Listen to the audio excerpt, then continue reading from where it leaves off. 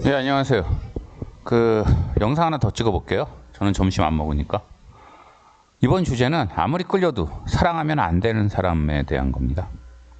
술과 장미의 나날이라는 영화가 있어요. 이게 꽤나 옛날 영화인데, 한 60년 전 영화인데, The Days of Rose and Wine인가 아마 그래요. 원래 제목이.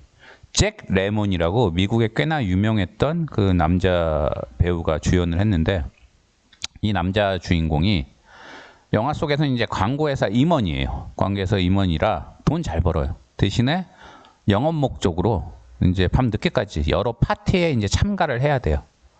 그래서 파티에 참가하면 여러 사람들이랑 얘기하면 스트레스 받고 하는 걸 이 사람은 파티에서 공짜로 주어주는 술을 마시면서 풀어요. 그러면서 언제부터인가 알코올 의존증이 돼요.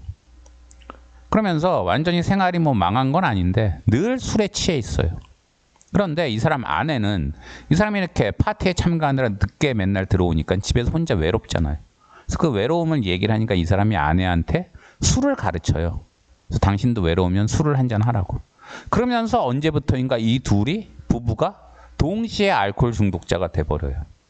그런데 어느 날 이 잭 레몬이 거울을 딱 봤는데 거울 속에 자기가 너무 추한 거예요. 알코올 중독 때문에 피부도 안 좋고 게다가 딸내미가 하나 있는데 딸내미 학교 생활 이런 것도 그 부부가 챙겨주지 못하고 이런 걸 깨닫고 나서 아내한테 가가지고 우리 이제 술 끊자고 정신 차려야 된다고. 그래서 잭 레몬이 이제 각성을 해요. 그래서 회사도 그만두고 아내랑 딸내미 데리고 시골로 내려가요. 그래서 거기서 농사 지으면서 건실하게 살려고 그래요. 근데 아내는 술을 못 끊어요. 아내는 그렇게 술에 또 의존하게 된 이유 중에 하나가 아내 스스로가 본인에 대한 혐오 이런 게 심했는데 그거를 또 술을 마시면 잊을 수 있어서 더 술에 빠져들어요. 그래서 아내가 집을 나가버려요. 그래서 이제 꽤나 시간이 지나고 잭 레몬이 어찌어찌 아내를 찾았어요. 보니까 아주 허름하고 싸구려 모텔에 어떤 방에 그냥 아내가 술이 취해가지고 한 손에 위스키병을 들고 누워있는데 술을 마시려고 모르는 남자들한테도 몸을 팔았던 것 같아요. 또 어쨌든 거기서 이제 아내를 데리고 나와서 정상인으로 만들려고 집에 데려가려고 하는데 아내가 그래요. 왜 당신만 술을 끊었냐고. 술을 못 끊은 나 자신은 너무너무 부끄럽다고 당신 앞에서. 그리고 그런 정상인 당신이랑 같이 사는 거 싫다고. 당신도 한잔 하라고. 하면서 술잔을 내밀어요. 잭 레몬은 이미 오랜 기간 동안 술을 끊었었거든요. 근데 아내가 사랑하는 아내가 자기한테 그렇게 얘기하니까 한 잔 정도는 괜찮겠지. 그리고 아내랑 같이 같은 위치에 가고 싶다는 생각도 있기 때문에 그냥 한 잔을 같이 마셔요. 그리고 그게 시발점이 돼서 그 사람이 몇 년간 참고 있었던 그 술에 대한 욕구가 되살아나면서 장면이 바뀌고 이 사람이 정신병원에 갇히는 걸로 이제 장면이 나와요. 이 사람이 그러니까 며칠간 계속해서 잭 레몬이 정신 못 차리고 술을 먹다가 결국은 정신병원에까지 갇히는 거예요. 그래서 이 영화 이제 그 다음 내용도 있는데 결론을 말씀드리면 잭 레몬은 결국은 술을 끊어요. 하지만 아내는 스스로에 대한 혐오감 이런 것 때문에 술을 못 끊고 결국은 집을 나가버려요. 그래서 제가 이 영화 얘기를 굳이 한 이유는 자기 혐오가 되게 심한 사람들이 있어요. 그리고 그게 그런 사람들은 대부분 자기 파괴 욕구로 이제 그게 발전을 해요. 이런 사람들은요, 아무리 매력적이고, 아무리 멋있고, 아무리 사랑스럽고, 아무리 보호해주고 싶어도 가까이 하지 말고 버리세요. 이런 사람들, 특히 성인이 이런 모습을 보인다는 건 절대 안 바뀌고 물귀신이 될 소지가 커요. 왜 그럼 이런 욕구를 가지고 이렇게 되느냐? 저처럼 선천적 기형을 가지고 있거나 아니면은 어릴 때 도저히 당하면 안 되는 걸 당하거나 이러면 마음속에 또 다른 괴물이 생겨나면서 이렇게 변해요. 제가 초등학교 때 지금도 기억나는데 초등학교 1학년 때인가 2학년 때 미술 시간에 선생님이 뭐라도 그리라는데 그때 제가 뭐 그림도 잘 못 그리고 했는데 큰 사람을 그리고 그 안에 조그만 사람을 그렸어요. 그때는 선생님이 와서 이게 뭐니에요. 그래서 이 큰 사람은 나고 조그만 사람은 내 안에 있는 또 다른 나라고.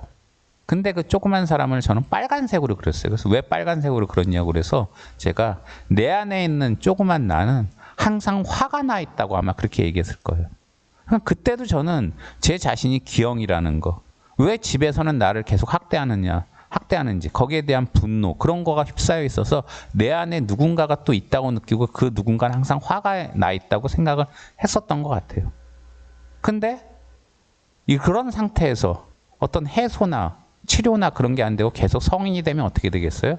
그 안에 있는 조그만 괴물이 커져요. 그래서 나중에 그 괴물이 자기 혐오를 만들고 결국은 자기 파괴 욕구까지 만들어요. 이런 자기 혐오, 자기 파괴 욕구는요, 크게 두 가지 방법으로 표현이 됩니다. 하나는 자기, 그러니까 뭔가 적극적으로 하는 거예요. 자살 시도를 한다거나, 좀 전에 얘기한 영화 속 그 아내처럼 술에 빠진다거나, 도박에 빠진다거나. 아니면 두 번째 방법은 부작이에요. 부작. 이거는 안 하는 거예요. 그러니까 해야 될 걸 안 하거나, 할 수 있는 걸 안 하거나. 그래서 저 같은 경우에 제 뒤에 그 배경이 허접하다는 얘기를 댓글로 많이 달아주시는데 저도 잘 알아요. 이거 바꾸는 거 안 어려워요. 요즘 한 돈 10만 원만 주면 중고 가구 얼마든지 구하기 때문에 뒤에 책장 한 2개 놓고 제가 집에 노무 관련되는 좋은 책들이 많기 때문에 그거 꽂아 놓으면 되게 뽀대가 나죠. 근데 전 안 해요. 왜 안 하느냐?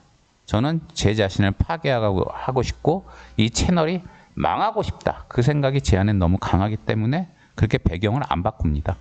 그리고 얼마 전에 어떤 여행사 사장님이 우연히 제 사무실 앞을 지나다가 들리셨어요. 그러더니 자기 여행사 하는데 중국 동포들이 노무나 행정 쪽으로 여러 가지 물어본다. 근데 자기는 노무사도 아니고 행정사도 아니라서 그런 건 모른대요.